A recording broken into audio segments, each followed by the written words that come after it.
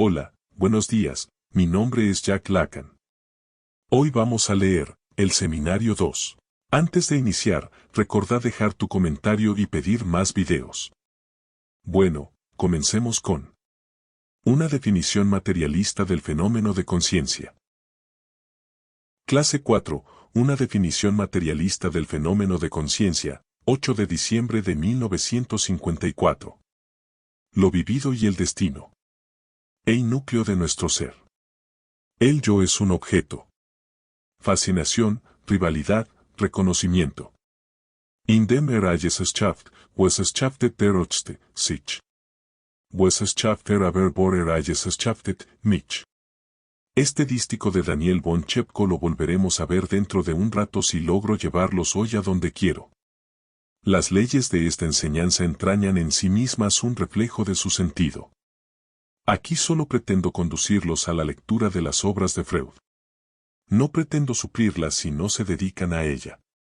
Convénzanse de que la forma que trato de dar a la enseñanza freudiana solo cobrará para ustedes su sentido y alcance si se dirigen a los textos, para confrontar las ideas generales que les doy con las dificultades que pueden presentar. En efecto, son textos a veces difíciles, insertos en un problemático tejido de preguntas que se manifiestan contradicciones. Contradicciones organizadas, pero contradicciones al fin, y no simplemente antinomias. Es frecuente que Freud, al recorrer su camino, alcance posiciones que a él mismo se le muestran contradictorias, y vuelva sobre algunas, lo cual no significa que en su momento no se justificaran. En síntesis, este movimiento del pensamiento de Freud, que no está concluido, que nunca se formuló en una edición definitiva, dogmática, es lo que tienen que aprender a aprender por sí mismos. Para facilitar tal aprehensión intento comunicarles lo que yo mismo pude extraer de la reflexión realizada en mi lectura de las obras de Freud, iluminado por una experiencia que, al menos en su principio, ellas guiaban. Digo al menos en su principio, pues suelo cuestionar que dicho pensamiento haya sido siempre bien comprendido, e incluso rigurosamente respetado en el desarrollo de la técnica analítica. Les enseño que Freud descubrió en el hombre el peso y el eje de una subjetividad que supera a la organización individual en tanto que suma de las experiencias individuales, e incluso en tanto que línea del desarrollo individual. Les doy una definición posible de la subjetividad, formulándola como sistema organizado de símbolos que aspiran a abarcar la totalidad de una experiencia, animarla y darle su sentido. ¿Y qué es lo que aquí estamos tratando de realizar, sino una subjetividad? Las direcciones, las aperturas sobre nuestra experiencia y nuestra práctica, que aquí aportamos están destinadas a inducirlos a proseguirlas en una acción concreta. 1. En esta enseñanza, al igual que en un análisis, tenemos que enfrentar resistencias. Las resistencias tienen siempre su sede, nos lo enseña el análisis, en el yo. Lo que corresponde al yo es eso que a veces denomino la suma de los prejuicios que implica todo saber y que cada uno de nosotros, individualmente, arrastra. Se trata de algo que incluye lo que sabemos o creemos saber, porque saber siempre es, en algún aspecto, creer saber. Por eso, cuando una perspectiva nueva les es aportada de un modo descentrado con respecto a su experiencia, siempre se opera un movimiento por el cual tratan de recuperar el equilibrio, el centro habitual de su punto de vista, signo de lo que les explico y que se llama resistencia. Deberían, al contrario, abrirse a nociones surgidas de una experiencia diferente y sacarles partido. Tomemos un ejemplo. El otro día Claude Lévi-Strauss nos ofreció una perspectiva que implica la relativización radical de la realidad familiar y que debería darnos ocasión para revisar lo que puede tener para nosotros de demasiado fascinante, de demasiado absorbente, la realidad que cotidianamente tenemos que manejar. Pues bien, ¿cómo eligió manifestarse al respecto uno de nuestros compañeros de ruta? Al fin y al cabo, dijo, más que inquietarnos por el convencionalismo del sistema familiar, recordemos que en la familia no están solo los padres, están los hijos. Desde el punto de vista del niño, la realidad de la familia se restablece. Nosotros, los analistas, nos ocupamos de la relación del niño con sus padres. Esto nos evita perdernos en un relativismo sumamente desconcertante.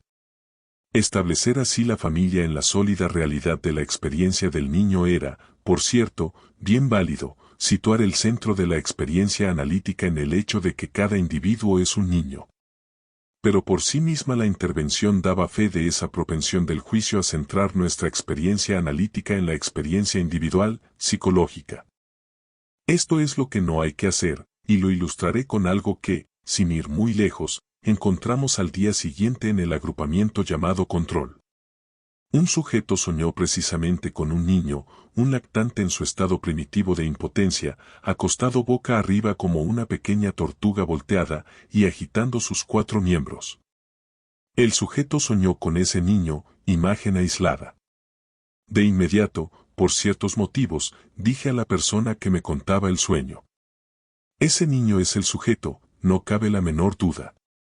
Me trajeron otro sueño que confirmaba esta figuración como algo que representa al sujeto. La persona del soñante se baña en un mar que tiene características muy especiales, digamos, para presentar de inmediato las asociaciones, el contexto imaginario y verbal, que está compuesto de tal forma que es, al mismo tiempo, el diván del analista, los cojines del coche del analista y, por supuesto, la madre. Sobre ese mar están inscritas unas cifras que se vinculan manifiestamente con la fecha de nacimiento y la edad del sujeto. ¿Cuál es el trasfondo de este sueño? El sujeto está sumamente preocupado por un niño que va a nacer, del que se siente responsable y a propósito del cual forja, al parecer, el fantasma de una paternidad imaginaria. Esta situación vital se presenta de un modo tan ambiguo que a decir verdad no se puede dejar de pensar que el sujeto tiene que tener profundos motivos para crear un fantasma así, porque la realidad deja la cosa bastante confusa.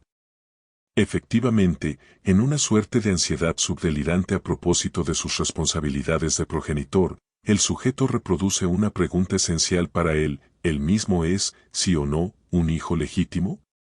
Si el sujeto tiene este sueño, es en la medida en que el analista ya le ha formulado: en esta historia se trata de ti. ¿Y esto está subyacente al sueño? ¿No soy, después de todo, su hijo, el de usted, el analista?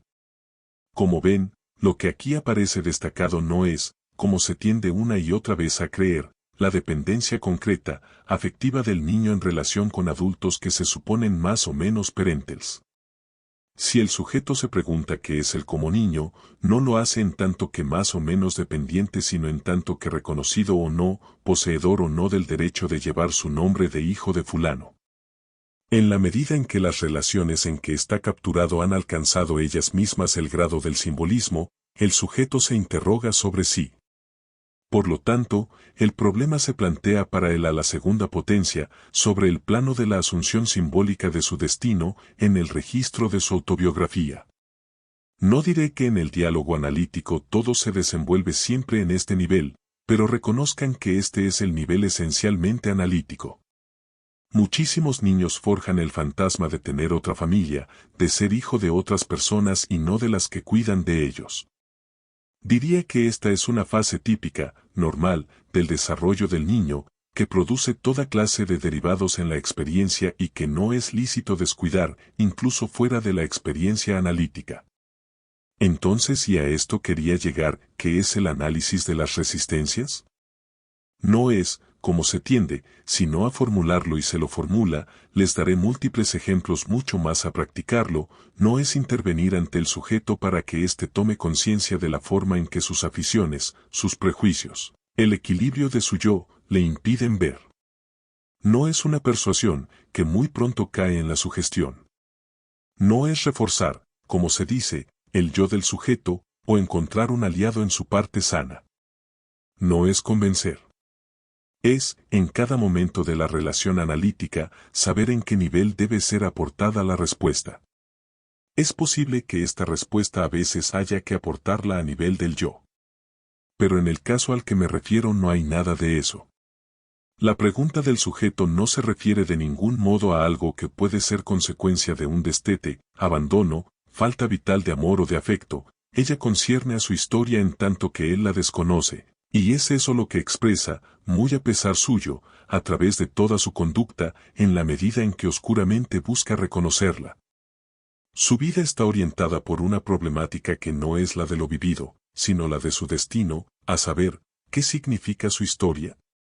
Una palabra es matriz de la parte desconocida del sujeto, y ese es el nivel propio del síntoma analítico, nivel descentrado con respecto a la experiencia individual, ya que es el del texto histórico que lo integra. Y en consecuencia, es indudable que el síntoma solo se dará ante una intervención que recaiga sobre este nivel descentrado. Toda intervención que se inspire es una reconstitución prefabricada, forjada a partir de nuestra idea del desarrollo normal del individuo y que apunte a su normalización, fracasará. Por ejemplo, lo que le faltó, la frustración que tiene que aprender a padecer. Se trata de saber si el síntoma se resuelve en un registro o en el otro, no hay término medio. Sin embargo, la cosa es problemática en la medida en que el diálogo interyoico no deja de tener ciertas repercusiones, y quizá, ¿por qué no?, psicoterapéuticas. Psicoterapia se ha hecho siempre sin saber muy bien lo que se hacía, pero seguramente dando intervención a la función de la palabra. Se trata de saber si, en el análisis, la función de la palabra ejerce su acción por la sustitución del yo del sujeto por la autoridad del analista, o si es subjetiva. El orden instaurado por Freud prueba que la realidad axial del sujeto no está en su yo. Intervenir sustituyendo al yo del sujeto, como se sigue haciendo en cierta práctica del análisis de las resistencias, es sugestión, no es análisis. El síntoma, sea cual fuere, no queda propiamente resuelto cuando el análisis se practica sin poner en primer plano la cuestión de saber sobre qué debe recaer la acción del analista, cuál es el punto del sujeto, por así decirlo, al que debe apuntar. Voy paso a paso. Creo haber acentuado lo bastante, en el correr de los meses y hasta de los años que preceden, que el inconsciente es ese sujeto ignorado por el yo, desconocido por el yo, der Kernanzerspesen, escribe Freud en el capítulo de la Traumdeutung sobre el proceso onírico, que les pedí que leyeran. Cuando Freud trata sobre el proceso primario, está hablando de algo que posee un sentido ontológico y que él llama núcleo de nuestro ser. El núcleo de nuestro ser no coincide con el yo. Este es el sentido de la experiencia analítica, y alrededor de esto nuestra experiencia se ha organizado y ha ido depositando esos estratos de saber que actualmente se enseñan. Pero ¿creen ustedes que basta con limitarse a eso y decir, el yo, J.E., del sujeto inconsciente no es yo? Pues no basta, porque para ustedes, que piensan, por así decir, espontáneamente, nada implica la recíproca. Y normalmente se ponen a pensar que este yo, J.E., es el verdadero yo. Se imaginan que el yo es tan solo una forma incompleta, errónea, del yo, J.E. Así, efectuaron ese descentramiento esencial en el descubrimiento freudiano, pero de inmediato lo redujeron. Es la misma diplopía que muestra una experiencia muy conocida por los oculistas. Pongamos dos imágenes bien cerca una de otra y casi a punto de tocarse, gracias a cierto estrabismo se fundirán en una, si están bastante cerca. De igual modo, hacen entrar ustedes al yo en el yo, J.E., descubierto por Freud, y así restauran la unidad. Esto sucedió en el análisis a partir del día en que, advirtiendo que por una razón que deberá ser elucidada retrospectivamente la primera fecundidad del descubrimiento analítico se agotaba en la práctica, se volvió a lo que llaman el análisis del yo, pretendiendo encontrar en él el exacto reverso de lo que había que demostrarle al sujeto. Porque se estaba ya en el rompecabezas, en el plano de la demostración. Se creía que analizando el yo aparecería el reverso de lo que era preciso hacer comprender, efectuando así una reducción semejante a la que antes mencioné, dos imágenes diferentes en una sola. Sin duda, el verdadero yo, J.E., no es yo. Pero esto no alcanza, porque sigue siendo posible creer que el yo es solo un error del yo, J.E., un punto de vista parcial, cuya perspectiva podría ser ampliada con una simple toma de conciencia lo suficiente para que se descubra la realidad que se trata de alcanzar en la experiencia analítica. Lo importante es la recíproca, que en todo momento debemos tener presente, el yo no es el yo, J.E., no es un error, en el sentido en que la doctrina clásica hace de él una verdad parcial. Es otra cosa, un objeto particular en el interior de la experiencia del sujeto. Literalmente, el yo es un objeto que cumple una determinada función que aquí denominamos función imaginaria. Esta tesis es absolutamente esencial en la técnica. Los desafío a no desprender esta concepción de la lectura de los escritos metapsicológicos posteriores a 1920. Las investigaciones de Freud en torno a la segunda tópica tuvieron el propósito de restablecer en su lugar a un yo que empezaba a deslizarse otra vez hacia su antigua posición. Al mismo tiempo, por un esfuerzo de acomodación del espíritu, se recaía en lo esencial de la ilusión clásica, no digo del error, pues se trata, rigurosamente hablando, de una ilusión. Todo lo que Freud escribió perseguía el fin de reinstaurar la exacta perspectiva de la excentricidad del sujeto con respecto al yo. Sostengo que esto es lo esencial y que alrededor de esto debe ordenarse todo. ¿Por qué? Comenzaré mi explicación partiendo del ABC, e incluso del nivel de lo que llaman la evidencia, o de aquello que, falsamente, es tomado por ella. 2. Vuestra evidencia, la evidencia de vuestra experiencia psicológica, está determinada por una confusión conceptual de la que nada saben. Vivimos a nivel de los conceptos mucho más de lo que creemos. Su modo de reflexión es esencial para la manera en que el ser de una determinada era cultural se experimenta y, al mismo tiempo, se concibe. Pues bien, el carácter elevado, altamente elaborado del fenómeno de conciencia, es admitido como un postulado por todos nosotros en esta fecha de 1954, y estoy seguro que ninguno de los que estamos aquí deja de estar convencido a fin de cuentas de que la aprehensión de la conciencia, y por tanto del yo, puede ser todo lo parcial que se quiera, pero pese a todo allí es donde se da nuestra existencia. Pensamos que la unidad del yo es, si no explorada, al menos aprehendida en el hecho de conciencia. Lo que la experiencia analítica pone de relieve, dejando perplejo a Freud, son, por el contrario, las ilusiones de la conciencia. A pesar de lo fácil que es, en sus proyectos de 1895, Freud no logra situar exactamente el fenómeno de la conciencia dentro de su esquema, ya elaborado, del aparato psíquico. Mucho después, en la metapsicología, cuando procura explicar las diferentes formas patológicas sueño, delirio, confusión mental, alucinaciones por desinvestiduras de sistemas, se sigue enfrentado a una paradoja cuando se trata de hacer funcionar el sistema de la conciencia, y piensa entonces que deben de haber leyes especiales. El sistema de la conciencia no entra en su teoría. La concepción psicofísica de Freud sobre las investiduras de los sistemas intraorgánicos es singularmente hábil para explicar lo que sucede en el individuo.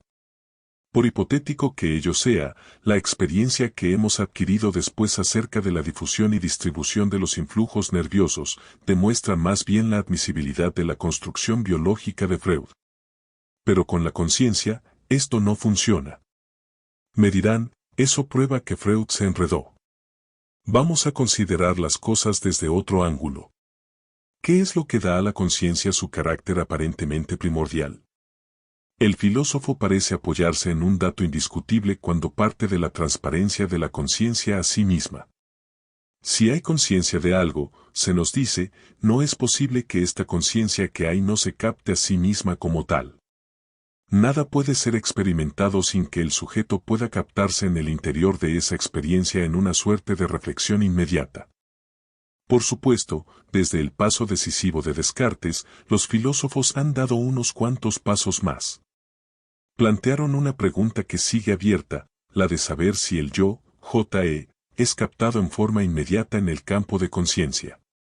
Pero ya se pudo decir de Descartes que él había diferenciado entre conciencia bética y conciencia no bética. No ahondaré más en la investigación metafísica del problema de la conciencia. Voy a proponerles, no una hipótesis de trabajo, sostengo que no se trata de una hipótesis, sino una manera de dar por terminado el asunto, de cortar el nudo gordiano. Porque existen problemas que hay que decidirse a abandonar sin haberlos resuelto. Se trata, una vez más, de un espejo. ¿Qué es la imagen en el espejo? Los rayos que vuelven sobre el espejo nos hacen situar el objeto, que por lo demás se halla en alguna parte de la realidad, en un espacio imaginario. El objeto real no es el objeto que ven en el espejo. Hay aquí, pues, un fenómeno de conciencia como tal. En todo caso, esto es lo que les propongo admitir, para así poder contarles una pequeña fábula que orientará vuestra reflexión. Supongan que todos los hombres han desaparecido de la Tierra. Digo los hombres, dado el alto valor que conceden ustedes a la conciencia. Ya hay bastante como para formularse la pregunta, ¿qué queda en el espejo? Pero hasta supongamos que todos los seres vivientes han desaparecido. No quedan, pues, más que cascadas y fuentes, rayos y truenos. ¿La imagen en el espejo, la imagen en el lago, siguen existiendo? Está perfectamente claro que siguen existiendo. Y la razón es bien simple, debido al alto grado de civilización que hemos alcanzado, y que supera ampliamente nuestras ilusiones sobre la conciencia. Hemos fabricado aparatos que sin audacia alguna podemos imaginar lo bastante complicados para filmar ellos mismos las películas, ordenarlas en pequeñas cajas y meterlas en la nevera. Ha desaparecido todo ser vivo y sin embargo la cámara puede registrar la imagen de la montaña en el lago o la del café de Flore desmoronándose en una total soledad. Es indudable que los filósofos me podrán hacer toda clase de sutiles objeciones. Les ruego, sin embargo, que sigan prestando atención a mi fábula. De pronto los hombres vuelven. Es un acto arbitrario del dios de Malebranche, ya que es el quien nos sostiene en todo momento en nuestra existencia, bien pudo suprimirnos y ponernos otra vez en circulación unos siglos más tarde. Quizá los hombres tengan que volver a aprenderlo todo, y especialmente a leer una imagen. Importa poco, pero esto es seguro, cuando vean la imagen de la montaña en la película, también verán su reflejo en el lago. Y verán también los movimientos que se produjeron en la montaña, y los de la imagen. Podemos extremar aún más las cosas. Si la máquina es más complicada, una célula fotoeléctrica dirigida a la imagen en el lago pudo determinar una explosión. Para que algo parezca eficaz siempre hace falta que en alguna parte se produzca una explosión, y otra máquina pudo registrar el eco o recoger la energía de esa explosión. Pues bien, esto es lo que les propongo considerar en lo esencial como un fenómeno de conciencia, que no habrá sido percibido por ningún yo, que no habrá quedado reflejado en ninguna experiencia yoica. En esa época estaba ausente toda especie de yo y de conciencia. Me dirán ustedes, un momento. El yo está en alguna parte, está en la cámara. No, en la cámara no hay sombra de yo. Pero, por el contrario, de buen grado admitiré que el yo, J.E., sí tiene algo que ver, no en la cámara, sino que tiene algo que ver con ella. Les explico que el hombre es un sujeto descentrado por cuanto se haya comprometido en un juego de símbolos, en un mundo simbólico. Pues bien, la máquina está construida con el mismo juego, el mismo mundo. Las máquinas más complicadas no están hechas sino con palabras. La palabra es ante todo ese objeto de intercambio por el cual nos reconocemos, si dan la contraseña no les romperán la cara, etc. La circulación de la palabra comienza así, y se infla hasta el punto de constituir el mundo del símbolo que permite cálculos algebraicos. La máquina es como la estructura suelta, sin la actividad del sujeto. El mundo de la máquina es el mundo simbólico. Se abre entonces la pregunta por lo que, en este mundo, constituye el ser del sujeto. Hay a quienes les inquieta sobremanera verme aludir a Dios. Se trata, sin embargo, de un Dios que discernimos ex machina, a no ser que no extraigamos machina ex deo. La máquina constituye la continuidad gracias a la cual los hombres, ausentes por un tiempo, poseerán el registro de lo que sucedió en el intervalo de los fenómenos de conciencia propiamente dichos. Y aquí puedo decir fenómenos de conciencia sin identificar ninguna alma cósmica ni presencia alguna en la naturaleza. Porque a estas alturas, quizá por habernos internado bastante bien en la fabricación de la máquina, ya no anda más confundiendo la intersubjetividad simbólica con la subjetividad cósmica. Al menos así lo espero. No les forjé esta pequeña fábula para desarrollar una hipótesis, sino para hacer obra de saneamiento. Para comenzar tan solo a plantearse qué es el yo, hay que desprenderse de la concepción que llamaremos religiosa de la conciencia. Implícitamente, el hombre moderno piensa que todo lo que ha sucedido en el universo desde el origen está destinado a converger hacia esa cosa que piensa, creación de la vida, ser precioso, único, cumbre de las criaturas, que es el mismo, y en el cual existe un punto privilegiado llamado conciencia. Este enfoque conduce a un antropomorfismo tan delirante que primero hay que escapar de su embeleso para reparar en la ilusión de que se está siendo víctima. La necedad esa del ateísmo cientifista es algo nuevo en la humanidad. Como en el seno de la ciencia nos defendemos contra todo lo que pueda parecerse a un recurso al Ser Supremo, presas de vértigo nos precipitamos hacia otra parte, para hacer lo mismo, prosternarnos. Ya no hay nada que comprender, todo está explicado, la conciencia tiene que aparecer, el mundo, la historia convergen hacia esa maravilla que es el hombre contemporáneo, ustedes, yo, que corremos por las calles. El ateísmo puramente sentimental, verdaderamente incoherente, del pensamiento cientificista, lo impulsa de rebote a hacer de la conciencia la cumbre de los fenómenos. Hace lo posible como cuando se pinta de constitucional a un rey demasiado absoluto por presentar a la conciencia como la más excelsa de las obras maestras, la razón de todo, la perfección. Pero tales epifenómenos no sirven para nada. Cuando se abordan los fenómenos siempre se actúa como si no se los tuviera en cuenta.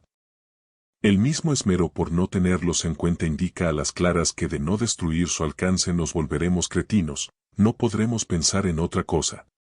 No me extenderé sobre las formas contradictorias y pueriles de las aversiones, los prejuicios, las supuestas inclinaciones a introducir fuerzas o entidades consideradas vitalistas, etc. Pero en embriología, cuando se habla de la intervención de una forma formadora en el embrión, acto seguido se piensa que, desde el momento en que hay un centro organizador, no puede haber sino una conciencia. Conciencia, ojos, oídos. Hay, pues, un pequeño demonio en el interior del embrión. Como resultado ya no se intenta organizar lo que es manifiesto en el fenómeno, porque se estima que todo lo que es superior implica conciencia. Sin embargo, sabemos que la conciencia está ligada a algo enteramente contingente, tan contingente como la superficie de un lago en un mundo deshabitado, la existencia de nuestros ojos o de nuestros oídos. Hay aquí sin duda algo impensable, un callejón sin salida con el que acaban topándose toda clase de formaciones que en la mente parecen organizarse de una manera contradictoria. Contra ellas ha reaccionado el buen sentido mediante cantidad de tabúes. Son primicias. El conductismo dice, nosotros vamos a observar las conductas totales, no prestemos atención a la conciencia. Pero bien se sabe que esta puesta entre paréntesis de la conciencia no ha sido tan fecunda. La conciencia no es el monstruo que creemos. El hecho de excluirla, de someterla, no aporta de veras ningún beneficio. Además, desde hace algún tiempo se dice que el conductismo bajo el nombre de conductismo molar, la volvió a introducir subrepticiamente. Porque, tras las huellas de Freud, aprendieron a utilizar la noción de campo. De lo contrario, los pequeños progresos realizados por el conductismo se deben a que aceptó observar una serie de fenómenos en su nivel propio en el nivel, por ejemplo, de las conductas tomadas como totales, consideradas en un objeto constituido como tal, sin romperse la cabeza tratando de descubrir cuáles eran sus aparatos elementales, inferiores o superiores. Lo cierto es que en la propia noción de conducta hay una cierta castración de la realidad humana. No porque ella no tenga en cuenta la noción de conciencia, que en realidad no sirve absolutamente para nada ni para nadie, ni para los que la utilizan ni para los que no la utilizan, sino porque elimina la relación intersubjetiva, que funda no simplemente conductas sino acciones y pasiones. Esto nada tiene que ver con la conciencia. Les ruego considerar durante cierto lapso, durante esta introducción, que la conciencia es algo que se produce cada vez que tenemos esto sucede en los sitios más inesperados y más distantes entre sí una superficie tal que pueda producir lo que llamamos una imagen. Es una definición materialista. Una imagen, esto quiere decir que los efectos energéticos que parten de un punto dado de lo real imagínenlos del orden de la luz, pues es lo que con mayor evidencia hace imagen en nuestra mente se reflejan en algún punto de una superficie, impresionan el mismo punto correspondiente del espacio. La superficie de un lago puede ser así reemplazada por el área estriata del lóbulo occipital, porque el área estriata, con sus capas fibrilares, es enteramente semejante a un espejo. Así como no necesitan de toda la superficie de un espejo, siempre que esto quiera decir algo para percibir el contenido de un campo o de una habitación, así como obtienen el mismo resultado maniobrando con un pequeñísimo fragmento, de igual modo cualquier pequeño fragmento del área estriata sirve para el mismo uso, y se comporta como un espejo. Toda clase de cosas en el interior del mundo se comportan como espejos. Basta que las condiciones sean tales que a un punto de una realidad corresponda un efecto en otro punto, que se establezca una correspondencia biunívoca entre dos puntos del espacio real. He dicho del espacio real, voy demasiado a prisa. Hay dos casos, o bien los efectos se producen en el espacio real, o bien se producen en el espacio imaginario. Hace un momento, a fin de sumir en la perplejidad vuestras concepciones habituales, puse en evidencia lo que ocurre en un punto del espacio imaginario. Pudieron así advertir que todo lo que es imaginario, todo lo que es, hablando con propiedad, ilusorio, no por ello es subjetivo. Hay un ilusorio perfectamente objetivo, objetivable, y no es necesario hacer desaparecer toda vuestra honorable compañía para que lo entiendan. 3. En esta perspectiva, ¿qué podemos decir del yo? El yo es lisa y llanamente un objeto. El yo, que ustedes perciben supuestamente en el interior del campo de conciencia clara como lo que constituye su unidad, es precisamente aquello con respecto a lo cual lo inmediato de la sensación es puesto en tensión. Tal unidad no es de ningún modo homogénea a lo que sucede en la superficie de este campo, que es neutra. La conciencia como fenómeno físico es, precisamente, lo que engendra esa tensión. Toda la dialéctica que a manera de ejemplo les presenté bajo el nombre de estadio del espejo se basa en la relación entre, por una parte, cierto nivel de tendencias, experimentadas digamos por ahora, en determinado momento de la vida como desconectadas, discordantes, fragmentadas y de esto siempre queda algo y, por la otra, una unidad con la cual se confunde y aparea. Esta unidad es aquello en lo cual el sujeto se conoce por vez primera como unidad, pero como unidad alienada, virtual. No participa de los caracteres de inercia del fenómeno de conciencia bajo su forma primitiva, por el contrario, tiene una relación vital o contravital con el sujeto. Al parecer, el hombre vive ahí una experiencia privilegiada. Después de todo, tal vez algo de este orden exista en otras especies animales. Este punto no es crucial para nosotros. No forjemos hipótesis. Se trata de una dialéctica que está presente en la experiencia a todos los niveles de la estructuración del yo humano, y eso nos basta. Para que la entiendan cabalmente, quisiera representar esta dialéctica mediante una imagen cuya efigie no han tenido tiempo de desgastar porque todavía no la he traído, la del ciego y el paralítico. La subjetividad a nivel del yo es comparable a esta pareja, introducida por la imaginería del siglo XV justificadamente, sin duda de una manera peculiarmente acentuada. La mitad subjetiva anterior a la experiencia del espejo es el paralítico, que no puede moverse solo si no es con torpeza e incoordinación. Lo domina la imagen del yo, que es ciega, y lo conduce. Contrariamente a las apariencias, aquí está todo el problema de la dialéctica, no es, como cree Platón, el amo quien cabalga el caballo, es decir, al esclavo, sino lo contrario. Y el paralítico, a partir del cual se construye esta perspectiva, solo puede identificarse con su unidad en la fascinación, en la inmovilidad fundamental con la cual viene a corresponder a la mirada bajo la que está capturado, la mirada ciega. Otra imagen es la de la serpiente y el pájaro, fascinado por la mirada. La fascinación es absolutamente esencial al fenómeno de constitución del yo. En tanto está fascinada adquiere su unidad la diversidad incoherente, incoordinada, de la fragmentación primitiva. La reflexión también es fascinación, bloqueo. Les mostraré esta función de la fascinación, y hasta del terror, bajo la pluma de Freud, y con respecto, precisamente, a la constitución del yo. Tercera imagen. Si hubiese máquinas capaces de encarnar lo que está en juego en esta dialéctica, les propondría el modelo siguiente.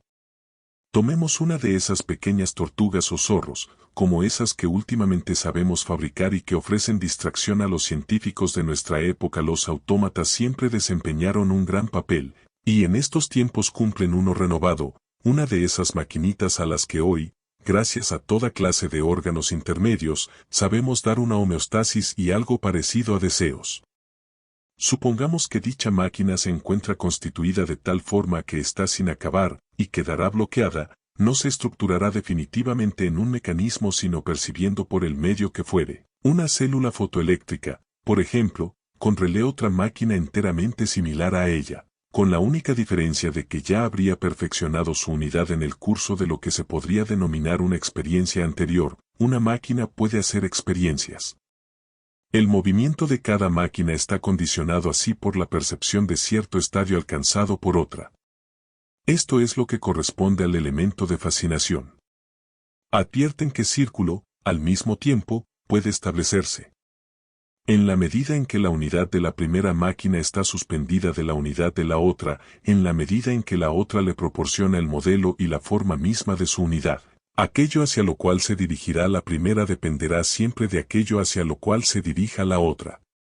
De esto resultará nada menos que la situación en impulse propia de la constitución del objeto humano. Esta, en efecto, está enteramente suspendida a esa dialéctica celo-simpatía que la psicología tradicional expresa exactamente mediante la incompatibilidad de las conciencias. Lo cual no quiere decir que una conciencia no puede concebir otra conciencia, sino que un yo enteramente pendiente de la unidad de otro yo es estrictamente incompatible con él en el plano del deseo. Un objeto aprendido, deseado, lo tendrá él o lo tendré yo, tiene que ser el uno o el otro. Y cuando lo tiene el otro, es porque me pertenece. Esta rivalidad constitutiva del conocimiento en estado puro es, a todas luces, una etapa virtual.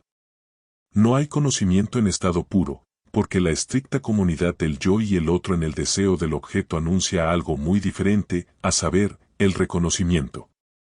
El reconocimiento supone, con toda evidencia, un tercero.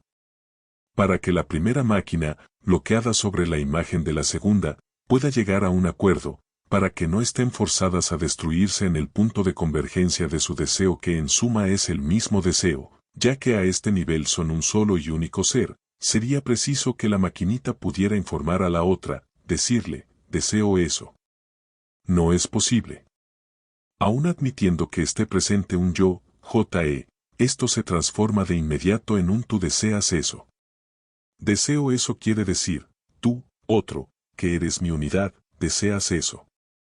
Se puede pensar que aquí reaparece aquella forma esencial del mensaje humano que hace que uno reciba su propio mensaje del otro, en forma invertida.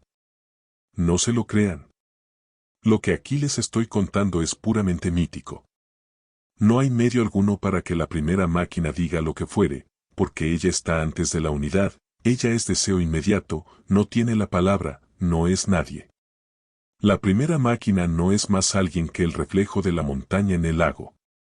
El paralítico es áfono, no tiene nada que decir. Para que algo se estableciera sería menester que hubiera un tercero que se metiese en el interior de la máquina, por ejemplo de la primera, y pronunciara un yo, J.E.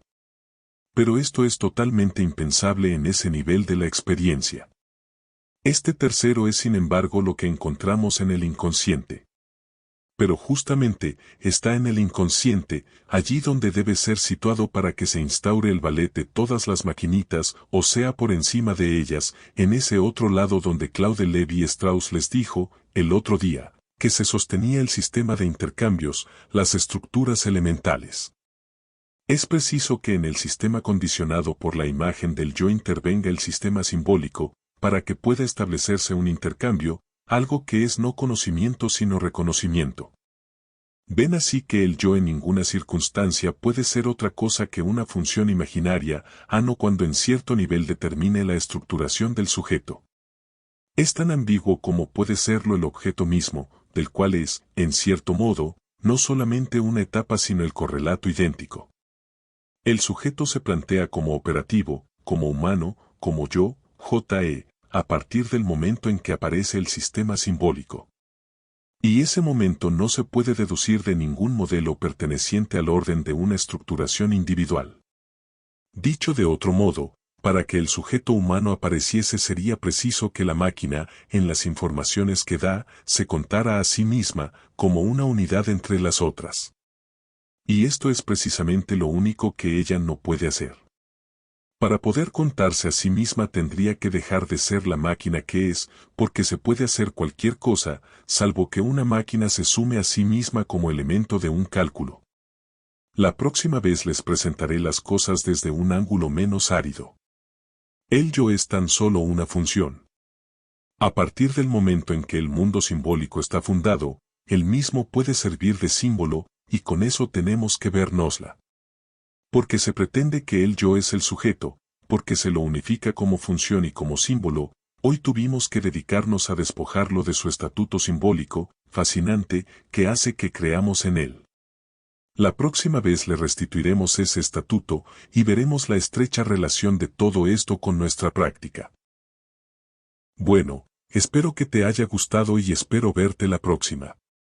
Recordá dejar tu comentario y pedir más videos. Hasta la próxima.